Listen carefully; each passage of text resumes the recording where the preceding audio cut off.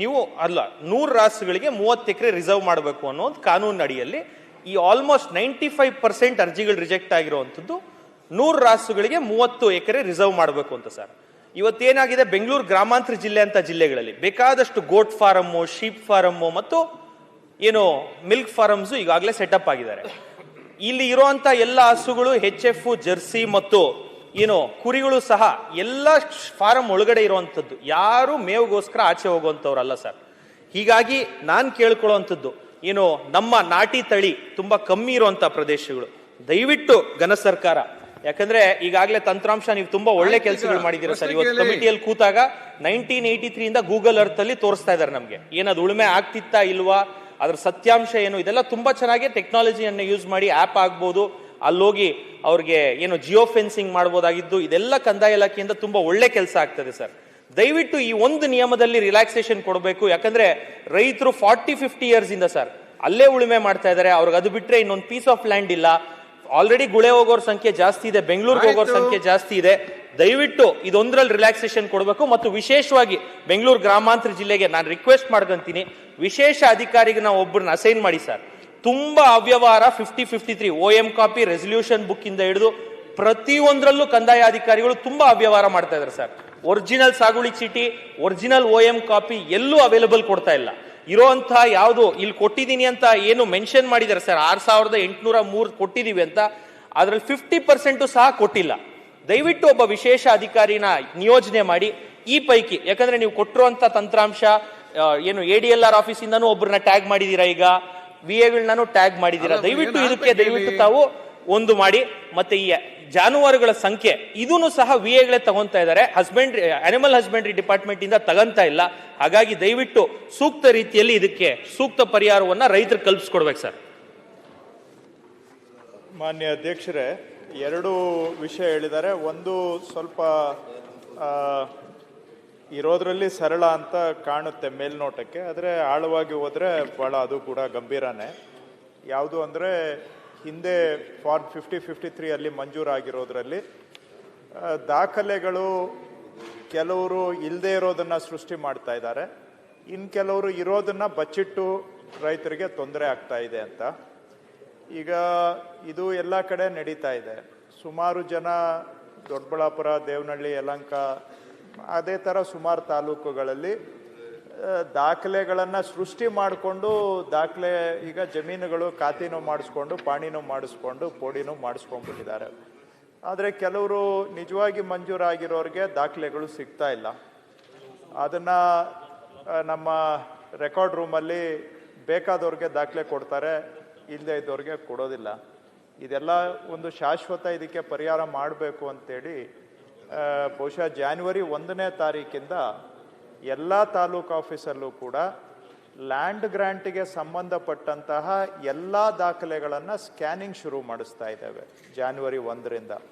So land grant ಅದು ಇನಾಮ್ ಇರ್ಬೋದು, ಬಗರ್ ಹುಕುಮ್ ಇರ್ಬೋದು, ಲ್ಯಾಂಡ್ ರಿಫಾರ್ಮ್ಸ್ ಇರ್ಬೋದು, OM ಇರ್ಬೋದು, ಸಾಗುವಳಿ ಚೀಟಿ ಇರ್ಬೋದು, ಬಗರ್ ಹುಕುಮ್ ಸಮಿತಿಯ ನಡವಳಿ ಇರ್ಬೋದು, ಕಿಮ್ಮತ್ತು ರಸೀದಿ ಇದೇನೇನಿದೆ ಅದಕ್ಕೆ ಸಂಬಂಧಪಟ್ಟಂಥ ಎಲ್ಲ ದಾಖಲೆಗಳನ್ನು ಒಳಗಡೆಯಿಂದ ಅಲ್ಲೇ ತೆಗೆದು ಅಲ್ಲೇ ಸ್ಕ್ಯಾನಿಂಗ್ ಮಾಡಿಸ್ತೇವೆ. ಸೊ ಅದಾದಮೇಲೆ ಮುಂದೆ ಅಟ್ಲೀಸ್ಟ್ ತಿದ್ದಕ್ಕೆ ಅವಕಾಶ ಇರಲ್ಲ, ಅಥವಾ ಇರೋ ದಾಖಲೆಗಳನ್ನು ಬಚ್ಚಿಡೋದಕ್ಕೂ ಅವಕಾಶ ಇರೋದಿಲ್ಲ. ಸೊ ಅಟ್ಲೀಸ್ಟ್ ಒಂದು ಲಾಂಗ್ ಟರ್ಮ್ ಸೊಲ್ಯೂಷನ್ ಅದಕ್ಕೆ ಮಾಡ್ತಾ ಇದ್ದೇವೆ. ಸ್ಕ್ಯಾನಿಂಗ್ ಮಾಡುವಾಗ ಎಲ್ಲ ಲ್ಯಾಂಡ್ ಗ್ರ್ಯಾಂಟ್ ಫೈಲುಗಳನ್ನು ತೆಗೆಯೋದ್ರಿಂದ ಬಹುಶಃ ಅಟ್ಲೀಸ್ಟ್ ಯಾವುದನ್ನ ಇವರು ಬಚ್ಚಿಟ್ಟಿದ್ದಾರೆ ಅದನ್ನಾದರೂ ನಾವು ತೆಗೆದು ಸ್ಕ್ಯಾನ್ ಮಾಡಿದಾಗ ಸಿಗುತ್ತೆ ಅಂತ ನಾವು ನಿರೀಕ್ಷೆ ಮಾಡಬಹುದು. ಕೆಲವ್ರಿಗೆ ಇದು ಸಹಾಯ ಆಗ್ಬೋದು. ಎರಡನೇದು ಅವ್ರು ಮಾತಾಡಿರೋದು ಗೋಮಾಳದ ವಿಷಯದಲ್ಲಿ ಅವರು ಮಾತನಾಡಿದ್ದಾರೆ. ಇದು ಕಾಲದಿಂದ ಇರುವಂಥ ಕಾನೂನು. ಮತ್ತು ಗೋಮಾಳ ವಿಷಯ ಮಾತಾಡೋಕ್ಕೆ ಮೊದಲು ಈಗ ರಿಜೆಕ್ಟ್ ಆಗಿರೋದು ಅವರು ಹೇಳಿದ್ರು ಗೋಮಾಳ ಒಂದೇ ಅಲ್ಲ. ಅವ್ರ ತಾಲೂಕು ಏನಾಗುತ್ತೆ, ಬೆಂಗಳೂರಿಂದ 18 ಕಿಲೋಮೀಟರ್ ವ್ಯಾಪ್ತಿ ಒಳಗಡೆ ಬರ್ತದೆ. ಅವರು ಅರ್ಧ ತಾಲೂಕು ಹೆಚ್ಚು ಕಮ್ಮಿ ಬೆಂಗಳೂರಿಂದ 18 ಕಿಲೋಮೀಟ್ರು, ಪ್ಲಸ್ ಅವ್ರದ್ದು ನಗರಸಭೆ ಇದೆ. ನಗರಸಭೆಯಿಂದ ಸುತ್ತ 5 ಕಿಲೋಮೀಟರ್ ಗ್ರಾಂಟ್ ಮಾಡಲಿಕ್ಕೆ ಬರೋದಿಲ್ಲ. ಈಗ ಬೇರೆ ನಾವು ರಾಜ್ಯದಲ್ಲಿ ಎಲ್ಲ ನೋಡಿದರೆ ಈಗ ಒಂದು ಡೇಟಾ ತೆಗೆಸ್ತೆ ಸುಮ್ಮನೆ, ಒಂದು 2,23,000 ರಿಜೆಕ್ಟ್ ಆಗಿದೆ ರಾಜ್ಯದಲ್ಲಿ. ಏನೇನು ಕಾರಣಕ್ಕೆ ರಿಜೆಕ್ಟ್ ಆಗಿದೆ ಅಂತ ನಾನು ತೆಗೆಸ್ತೆ, ಅನಾಲಿಸಿಸ್ ಮಾಡಿದ್ದೇವೆ. ಯಾಕಂದರೆ ನಮಗೂ ಗೊತ್ತಿರಬೇಕು ಏನೇನಕ್ಕೆ ರಿಜೆಕ್ಟ್ ಆಗಿದೆ ಅಂತ. ಅಧ್ಯಕ್ಷರೇ, ಅರ್ಜಿ ಹಾಕಿದವ್ರಿಗೆ ಅರ್ಜಿ ಹಾಕೋ ಟೈಮ್ಗೆ ಕನಿಷ್ಠ 18 ವಯಸ್ಸು ಆಗಿರಬೇಕಾಗಿತ್ತು. ಅವ್ರಿಗೆ 18 ವಯಸ್ಸೇ ಆಗಿಲ್ಲ. ಅಂಥದ್ದು ಒಂದು 7,000 ಅರ್ಜಿಗಳು ಬಂದಿದ್ದಾವೆ. ಇನ್ನ ಅವರು ಕೃಷಿಕನೇ ಅಲ್ಲ, ಸುಮ್ಮನೆ ಬಂದು ಅರ್ಜಿ ಹಾಕಿರೋದು 3,273 ಇದೆ. ಇನ್ನು ನೆಕ್ಸ್ಟು ಆ ತಾಲೂಕಲ್ಲೇ ವಾಸ ಇಲ್ಲ ಅವರು, ಅಂಥವ್ರು ಒಂದಷ್ಟಿದ್ದಾರೆ. ಆಮೇಲೆ ಅವರು ವ್ಯವಸಾಯನೇ ಮಾಡ್ತಾ ಇಲ್ಲ ಅಥವಾ ಜಾಗ ಅವರ ಅಧೀನದಲ್ಲಿಲ್ಲ, ಅಂಥವು ಕೂಡ ಸಾವಿರಾರು ಕೇಸ್ ಇದ್ದಾವೆ. ಆಲ್ರೆಡಿ ಅವ್ರ ಕುಟುಂಬದಲ್ಲಿ 5 ಎಕರೆ ಜಮೀನು ಆಲ್ರೆಡಿ ಇದೆ, ಚಾನ್ಸು ಅಂತೇಳಿ ಬಂದು ತಿರ್ಗಾ ಹಾಕಿರೋರು ಕೂಡ ಸಾವಿರಾರು ಆ ಥರದವರು ಇದ್ದಾರೆ.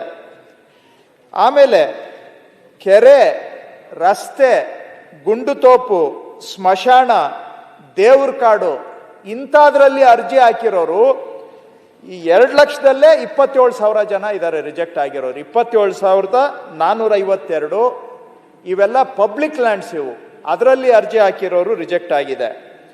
ಇನ್ನು ಟೌನ್ ಲಿಮಿಟ್ಸಲ್ಲಿ, ಟೌನ್ ಬಫರ್ ಝೋನಲ್ಲಿ ಇರೋದು 33,000 ಅರ್ಜಿ ಆ ಥರ ರಿಜೆಕ್ಟ್ ಆಗಿದೆ. ಫಾರೆಸ್ಟ್ ಲ್ಯಾಂಡ್ಗೆ 12,283 ಅರ್ಜಿ ರಿಜೆಕ್ಟ್ ಆಗಿದೆ, ಫಾರೆಸ್ಟ್ ಲ್ಯಾಂಡ್ಗೆ ಅರ್ಜಿ ಹಾಕಿದ್ದಾರೆ. ಬೇರೆ ಕ್ಯಾಟಗರಿಯಲ್ಲಿ 1,29,000 ಬರುತ್ತೆ. ಈ ರೀತಿಯಾಗಿ ಹಾಕಿರ್ತಕ್ಕಂಥದ್ದು. ಗೋಮಾಳದಲ್ಲೂ ಕೂಡ ರಿಜೆಕ್ಟ್ ಆಗಿರೋದು ಇದೆ. ಈಗ ಅವರು ಗೋಮಾಳ ನಾರ್ಮ್ಸ್ ಅನ್ನ ನಾನ್ ಫಿಕ್ಸ್ ಮಾಡಿಲ್ಲ. ಕರ್ನಾಟಕ ಲ್ಯಾಂಡ್ ರೆವಿನ್ಯೂ ಆಕ್ಟ್ ಅಲ್ಲಿ ಅದು 91ನೇ ಇಸ್ವಿಯಲ್ಲೇ ಫಿಕ್ಸ್ ಆಗಿದೆ. ತಾವು ಹೇಳ್ತಾ ಇದ್ದೀರಿ ಆವತ್ತು ನಿಗದಿ ಆಗಿರುವಂತ ಮಾನದಂಡ ಇವತ್ತಿಗೆ ಸೂಕ್ತ ಅಲ್ಲ ಅನ್ನುವಂಥದ್ದು ತಾವು ಹೇಳೋದು ಒಂದು. ಎರಡನೇದು, ವಿಲೇಜ್ ಅಕೌಂಟೆಂಟ್ಗಳೇ ರಾಸುಗಳ ಸಂಖ್ಯೆ ತಗೋತಾ ಇದ್ದಾರೆ ಅಂತ. ನಾವು ರಾಸುಗಳ ಸಂಖ್ಯೆ ನಾವು ತಗೊಳ್ಳೋದು ಬರೀ ಪಶುಸಂಗೋಪನೆ ಇಲಾಖೆಯವರು ನಮ್ಗೆ ಏನು ಕೊಡ್ತಾರೆ ಅದನ್ನೇ ತಗೊಳ್ಬೇಕು, ಅದನ್ನೇ ಬಿಟ್ಟು ಬೇರೆ ಏನಾದರೂ ಮಾಡಿದ್ರೆ ಅದನ್ನೇ ಮಾಡಿಸುವಂತ ಕೆಲಸ ಮಾಡ್ತೇವೆ. ಈಗ ಮುಖ್ಯವಾಗಿ ಅದನ್ನ ರಿಲ್ಯಾಕ್ಸ್ ಮಾಡಬೇಕು. ಈಗಲೂ ಕೂಡ ಗೋಮಾಳದಲ್ಲಿ ಕೊಡ್ಲಿಕ್ಕೆ ಅವಕಾಶ ಇದೆ ಕಾನೂನಲ್ಲಿ. ಆ ಜಾನುವಾರುಗಳ ಜನಸಂಖ್ಯೆಯನ್ನು ಅನ್ವಯ ಮಾಡಿ ಇಷ್ಟಕ್ಕಿಂತ ಹೆಚ್ಚು ಎಕ್ಸೆಸ್ ಲ್ಯಾಂಡ್ ಲಭ್ಯ ಇದ್ರೆ ಅಂತ ಕಡೆ ಗೋಮಾಳದಲ್ಲಿ ಕೊಡ್ಲಿಕ್ಕೆ ಅವಕಾಶ ಇದೆ ಅಂತ, ಅದು ಕೊಡಲೇಬೇಕು ಅಂತ ನಾನು ಸ್ಪಷ್ಟವಾಗಿ ಸೂಚನೆ ಕೊಟ್ಟಿದ್ದೇನೆ. ಕಾನೂನಲ್ಲಿ ಅವಕಾಶ ಇದೆ. ಇದನ್ನ ಮೀರಿ ಈಗ ನಾನು ರಿಲ್ಯಾಕ್ಸ್ ಮಾಡ್ಲಿಕ್ಕೆ ಹೋದ್ರೆ ಸುಪ್ರೀಂ ಕೋರ್ಟ್ 3 ಜಡ್ಜ್ಮೆಂಟ್ ಕೊಟ್ಟಿದೆ. ಒಂದು Hinchalal Tiwari versus Kamaladevi and state of UP 2001. ಇನ್ನೊಂದು ಬಹಳ ಇಂಪಾರ್ಟೆಂಟ್ ಅಂದ್ರೆ Gurupal Singh versus government of Punjab. ಹಾಗೆ ಅಷ್ಟೇ important Joginder Singh versus state of Haryana. 3ರಲ್ಲಿ ಸುಪ್ರೀಂ ಕೋರ್ಟು ಯಾವ ರಾಜ್ಯಗಳು ಕೂಡ ಈ ಗೋಮಾಳ ಲ್ಯಾಂಡ್ಗಳಿಗೆ ಕೈ ಹಾಕಬಾರದು ಅನ್ನುವಂಥ ಸೂಚನೆಯನ್ನ ಕೊಟ್ಟಿದ್ದಾವೆ. ನಾನೀಗ ಸರ್ಪ್ಲಸ್ ಲ್ಯಾಂಡ್ ನಮ್ಮ ಆಕ್ಟ್ ಅಲ್ಲಿ ಕೊಡ್ಲಿಕ್ಕೆ ಅವಕಾಶ ಇದೆ, ನೀವು ಕೊಡ್ರಿ ಅಂತ ನಾನು ಸೂಚನೆ ಕೊಟ್ಟಿದ್ದೇನೆ. ಆದರೆ ಸ್ಟ್ರಿಕ್ಟ್ಲಿ ಸುಪ್ರೀಂ ಕೋರ್ಟ್ ಪ್ರಕಾರ ಹೋದ್ರೆ ಅದು ನಾವು ಕೊಡೋದೇ ಕಷ್ಟ ಆಗುತ್ತೆ.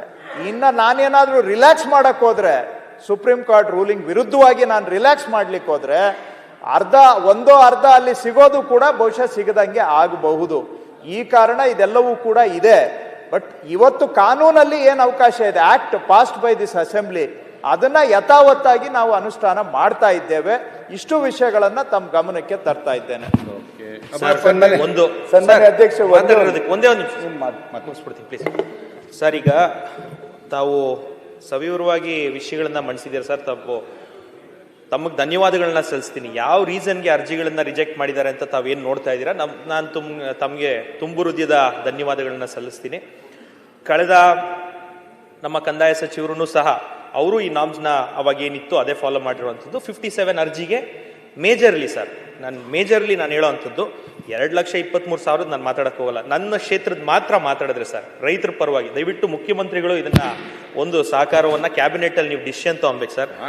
ಒಂದು 370 ಹಳ್ಳಿಯಲ್ಲಿ ಸರ್, ಇವತ್ತು ನನ್ನ ತಾಲೂಕಲ್ಲಿ ಕೇವಲ 4 ಹಳ್ಳಿಯಲ್ಲಿ ಮಾತ್ರ ಗೋಮಾಳ ಎಕ್ಸೆಸ್ ಇದೆ ಸರ್. ಔಟ್ ಆಫ್ 370 ವಿಲೇಜಸ್ ಬರೀ 4 ಹಳ್ಳಿಯಲ್ಲಿ ಸರ್ಕಾರಿ ಜಾಗ ಅಥವಾ ಗೋಮಾಳ ಎಕ್ಸೆಸ್ ಇದೆ.